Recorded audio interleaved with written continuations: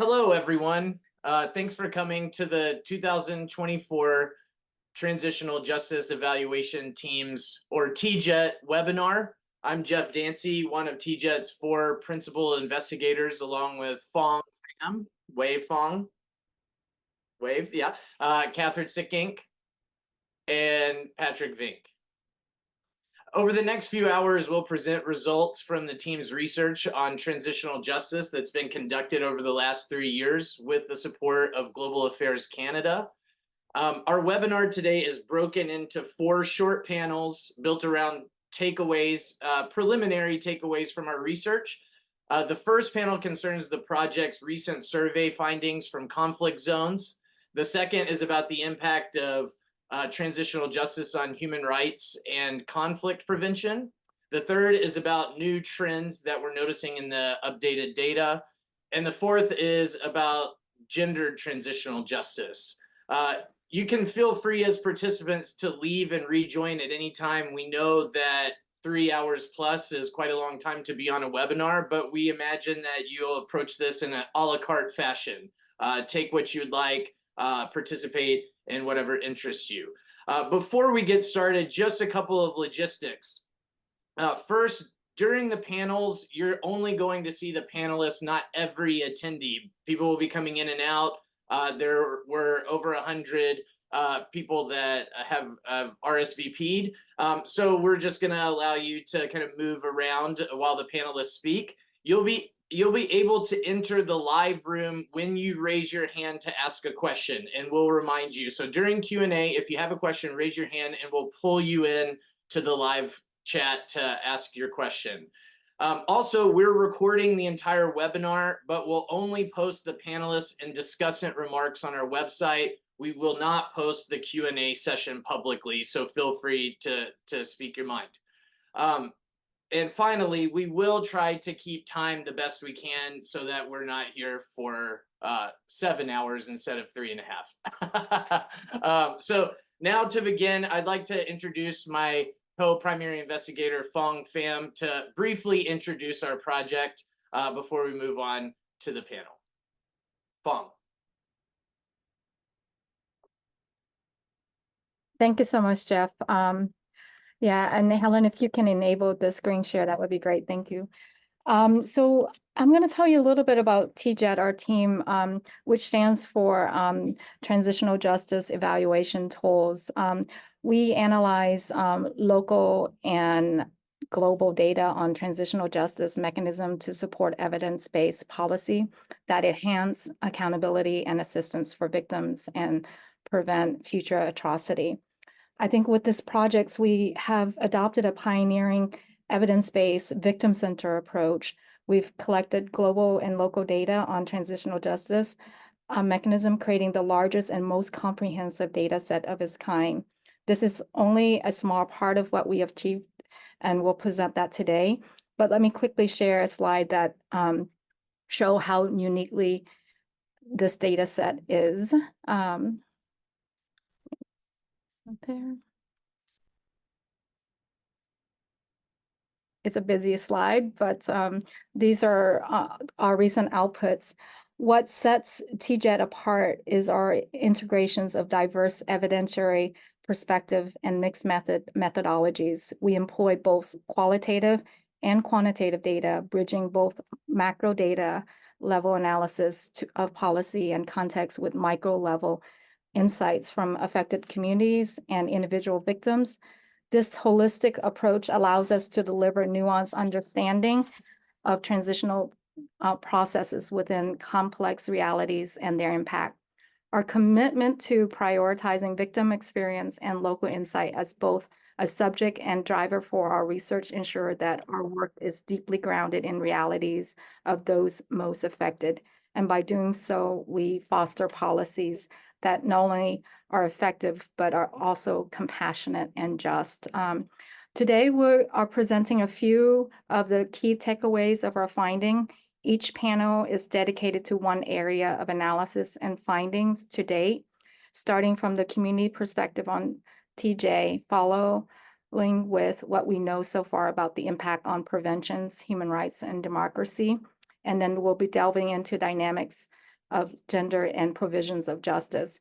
We hope that you will engage with us and join us in making a transformative impact, deepen our analysis, and drive policies forward that makes a real difference in the lives of countless individuals and communities worldwide. Thank you. And I'll hand it over back to Geoff to introduce David.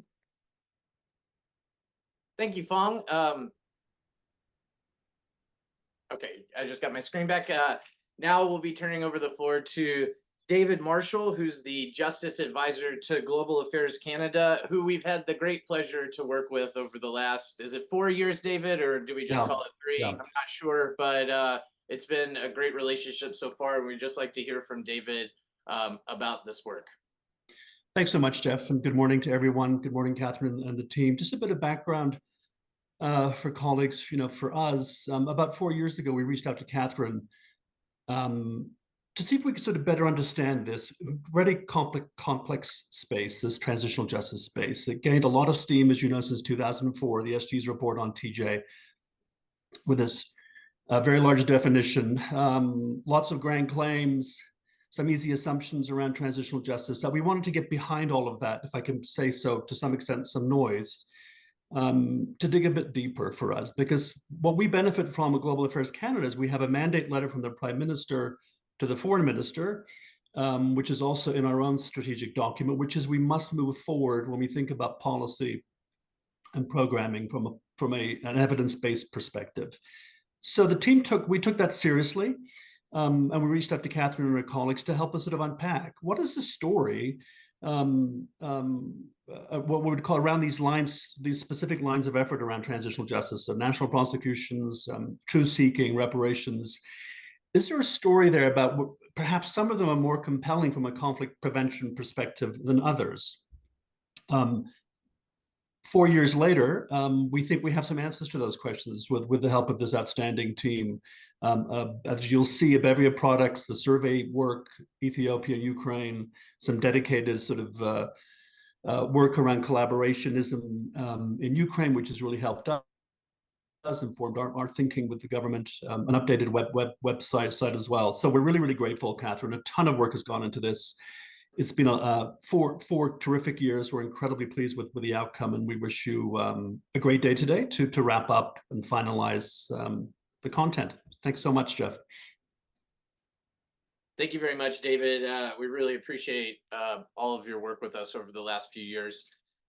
We'll now hear from Pablo de Greiff, Senior Fellow and Director of the Transitional Justice Program at the School of Law at New York University, and the former UN Special Rapporteur on Truth, Justice, and Reparation. I hope that I don't have to introduce all of Pablo's work on transitional justice, but if I may, I just have a couple of sheets of paper here.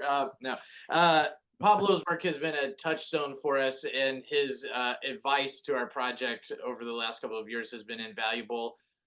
Pablo. Thank you very much, Geoff, and thanks to the whole team.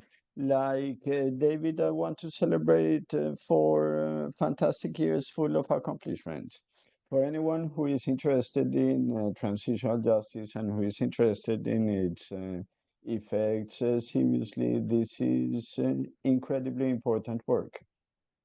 Both that part that reaffirm the potential of transitional justice, and for example, because I am particularly interested in prevention, I was delighted with the results that you got, but also with the more ambiguous results and things to pay attention to, which in some ways also dovetail with some warnings that we had been giving for a long time. David said there are lots of claims that are made on behalf of transitional justice that I don't think were well thought out from the beginning. I, as a consequence, also celebrate by pointing out that, for example, the disaggregation of truth commissions as standalone institutions do not seem to be nearly as effective as more holistic policies, which is something that is very, very important. We had been critical of what some organizational sociologists call the sort of isomorphic mimicry in the field, the tendency to think that the very same institutional formations produce equally good results regardless of context. And I think that there is lots of work in the 4 years that you have done that point out to the need for examining more closely the contextual factors that go into either the success or failure of transitional justice policies. What are the institutional preconditions of successful transitional justice? So I also celebrate and congratulate you for that. More than anything else, I think that I want to emphasize the importance of work that is not only data driven but also victim centered. With Patrick and Phuong, I have had the pleasure of working for uh, probably 20 years in different contexts. And it always seemed to me very, very important to listen to the victims. In fact, I think that one of the contributions of transitional justice is precisely the disaggregation of different elements of justice, which allows it to respond better to victims. But that positive effect is neutralized by the isomorphic mimicry that I was talking about, and therefore going back to the victims and asking, what is it that you want? What is it that you need? And what is the best way of satisfying your needs is extraordinarily positive. And I do not know any way of doing that other than through consulting with them, listening to them. I want to end because I have less than a minute and a half left with three outstanding issues that I think we still need much more of your type of work. I think that the question of the quality of transitional justice and its instruments is hugely underexplored. Setting up the mechanisms is not enough. There are better and worse ways of doing that, and I think that we need much more evidence of that. I already mentioned that the institutional preconditions of the success of the measures, and I think that we needed to think more clearly about this. And finally, I think that we need a lot of thinking about the cross-border implementation of transitional justice measures in a moment in which internationalized conflicts are on the uptick, and there is the great temptation to implement transitional justice, the old familiar measures, as they were implemented in the internal conflicts of the past. So I think that we need to do some more clear thinking about this. And it's 5 minutes since I started, and therefore I will stop congratulating you all once again. Thank you very much. Thank you very much, Pablo. And on that note, we are on time so far. So we've managed to stay on time in our first 15 minutes, which is a win. No, but thank you very much. And you're highlighting the victim's orientation and the consideration of those who have suffered harm leads us into our first panel, which confronts the very serious challenge of surveying and trying to understand the needs of populations that have undergone social breakdown and serious harm.